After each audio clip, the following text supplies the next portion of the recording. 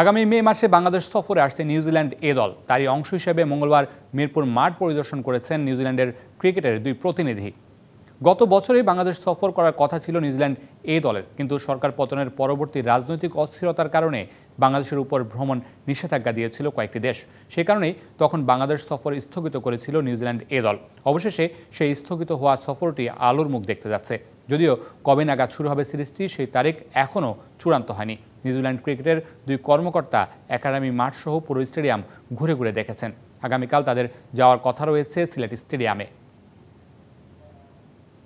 সালে নিউজিল্যান্ড এ টিমের বাংলাদেশ সফর করার কথা ছিল, কিন্তু আনঅ্যাভয়েডেবল সার্কামস্টেন্সেসের কারণে এটা আমাদের রিশিডিউল করতে হয়। তো আশা করছি আমরা 2025 সালে এই নিউজিল্যান্ড এ টিমকে হোস্ট করতে পারবো। কিছু ক্রিকেট বোর্ড আছে যাদের এটা একটা রেগুলার প্রোটোকলের মধ্যে পড়ে যে তারা কোনো একটা জায়গায় ট্যুর করার আগে তাদের প্রতিনিধি দল পাঠায়। তো তারা এসেছে।